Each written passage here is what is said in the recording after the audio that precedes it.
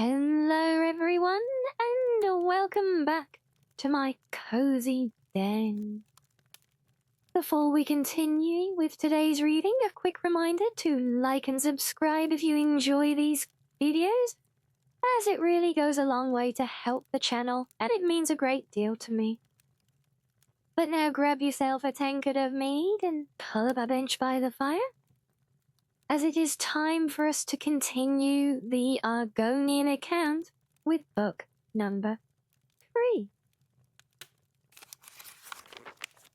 Decima Scotti was supposed to be in Gideon, a thoroughly imperialized city in southern Blackmarsh, arranging business dealings to improve commerce in the province on behalf of Lord Vannick's building commission and its clients.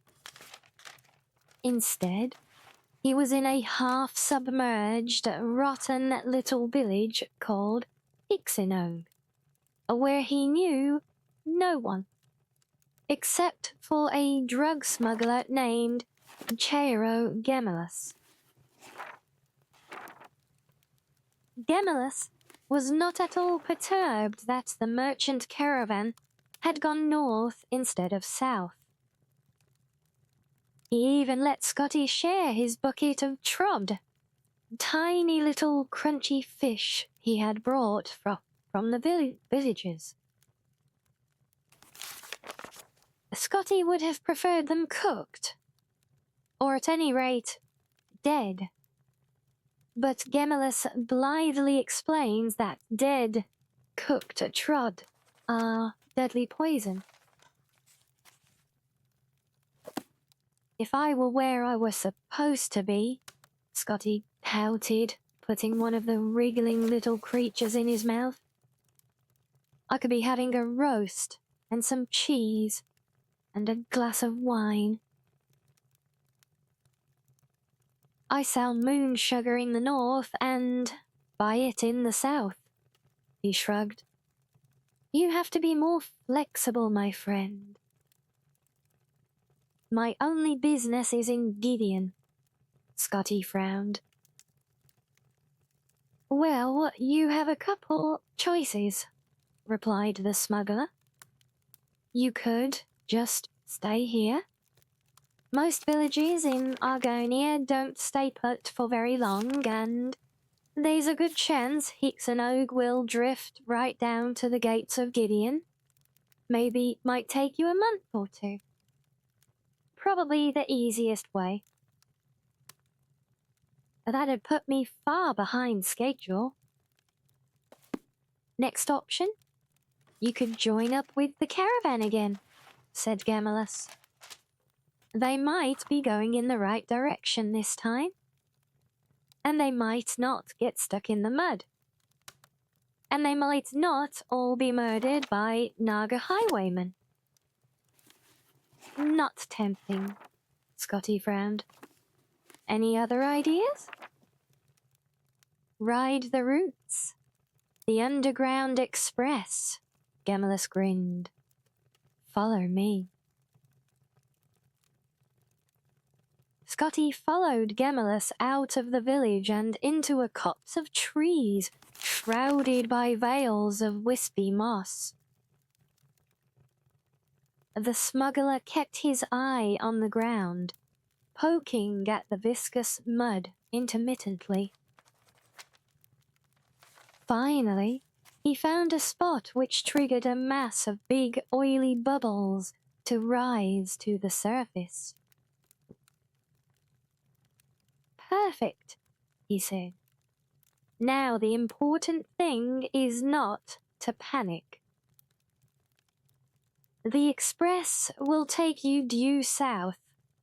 That's the wintertide migration. And you'll know you're near Gideon when you see a lot of red clay. Just don't panic.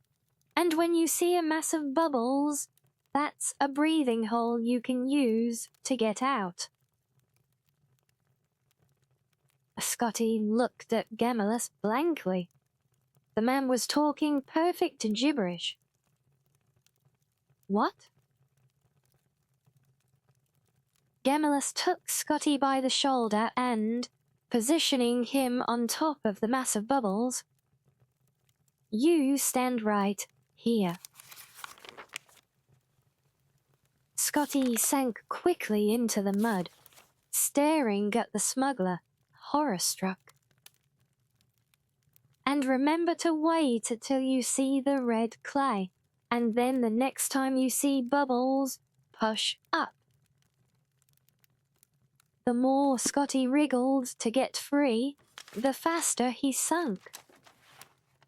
The mud enveloped Scotty to his neck, and he continued staring, unable to articulate anything but a noise like "oog." "And don't panic at the idea that you're being digested. You could live in a rootworm's belly for months." Scotty took one last panicked gasp of air and closed his eyes before he disappeared into the mud. The clerk felt a warmth he hadn't expected all around him. When he opened his eyes, he found that he was entirely surrounded by a translucent goo, and was traveling rapidly forward, southward, gliding through the mud as if it were air, skipping along an intricate network of roots. Scotty felt confusion and euphoria in equal masses, madly rushing forward through an alien environment of darkness, spinning around and over the thick, fibrous tentacles of the trees. It was if he were high in the sky at midnight, not deep beneath the swamp in the Underground Express. Looking up at the massive root structure above, Scotty saw something wriggle past. An 8-foot-long, armless, legless, colorless, boneless, eyeless, nearly shapeless creature riding the roots. Something dark was inside of it. And as it came closer, Scotty could see it was an Argonian man. He waved, and the disgusting creature the Argonian was in flattened slightly and rushed onwards. Gemellus's words began to reappear in Scotty's mind at this sight. The wintertide migration. Airhole. You're being digested. These were the phrases that danced around as if trying to find some place to live in a brain that was highly resistant to them coming in. But there was no other way to look at the situation. Scotty had gone from eating living fish to being eaten alive as a way of transport. He was in one of those worms. Scotty made an executive decision to faint. He awoke in stages, having a beautiful dream of being held in a woman's warm embrace, smiling and opening his eyes.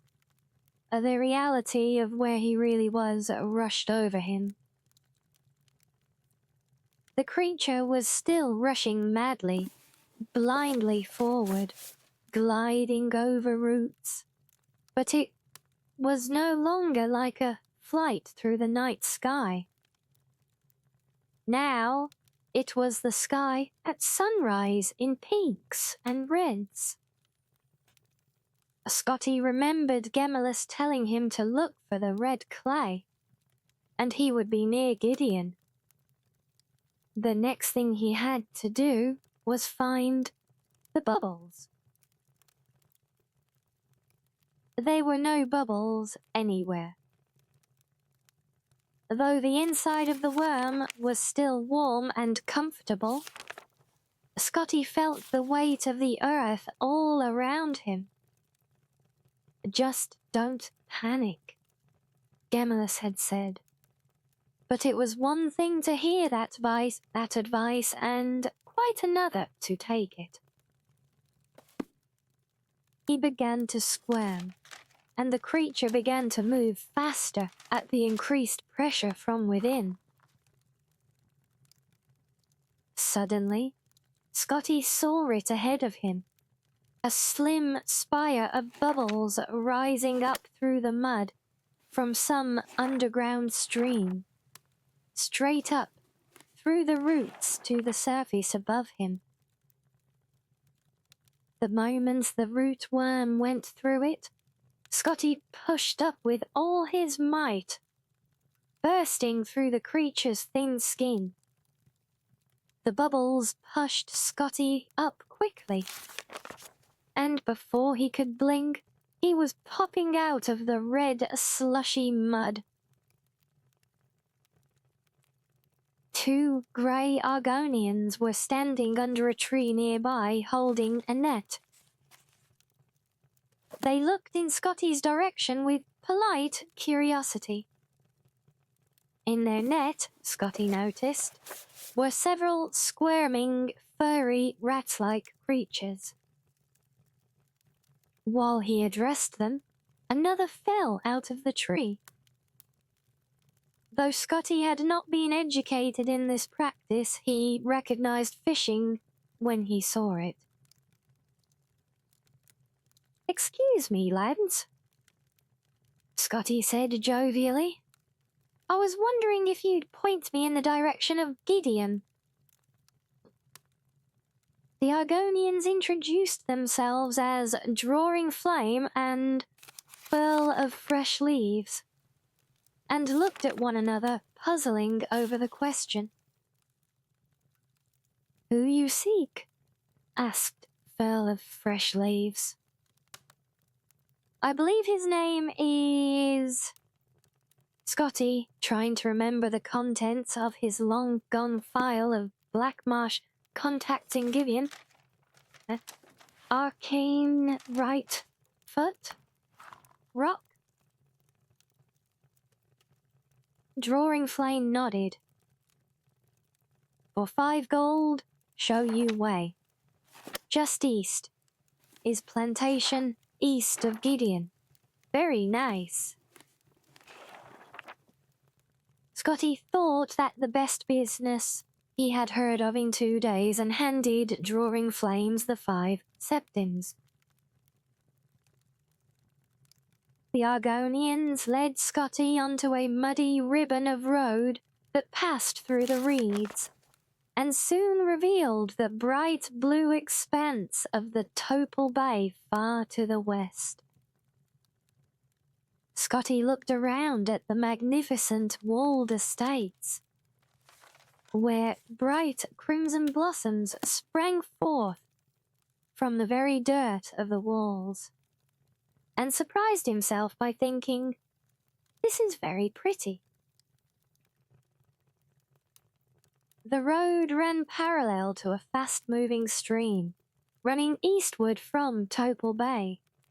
It was called the Onkabra River, he was told. It ran deep into Black Marsh, to the very heart of the province.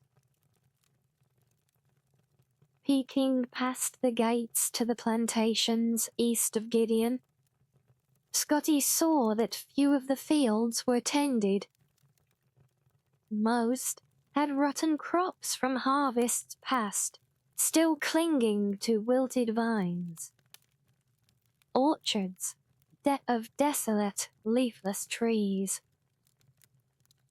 The Argonian serfs who worked the fields were thin, weak, near death, more like haunting spirits than creatures of life and reason. 2 hours later, and the three continued their trudge east. The estates were still impressive, at least from a distance. The road was still solid, if weedy. But Scotty was irritated, horrified by the field workers and the agricultural state, and no longer charitable towards the area. How much further? Furl of Fresh Leaves and Drawing Flame looked at one another, as if the question was something that hadn't occurred to them. Argonian is east, Furl of Fresh Leaves pondered. Near or far? Drawing Flame shrugged non-committally and said to Scotty, "For 5 gold, show you way. Just east is plantation. Very nice." "You don't have any idea, do you?" Scotty cried. "Why couldn't you tell me that in the first place, when I might have asked someone else?" Around the bend up ahead, there was the sound of hoofbeats, a horse coming closer.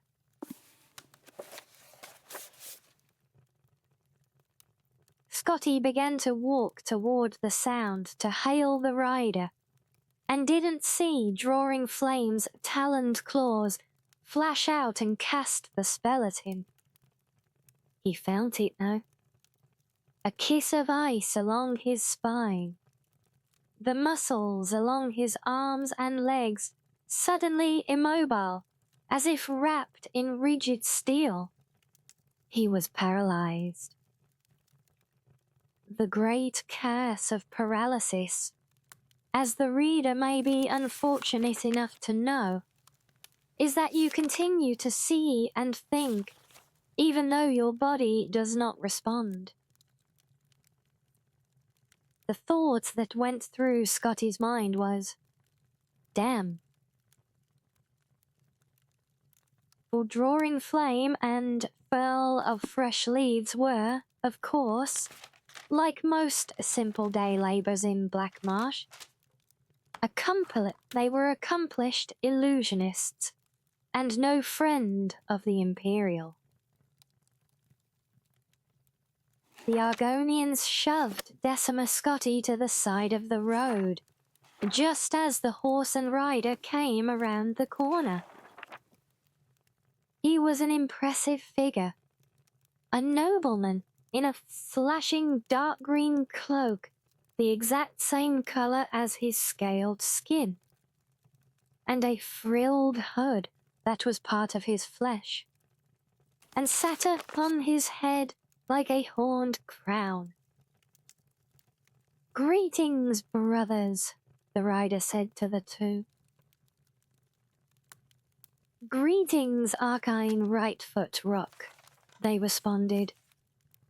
And then Furl of Fresh Leaves added, "What is my lord's business on this fine day?"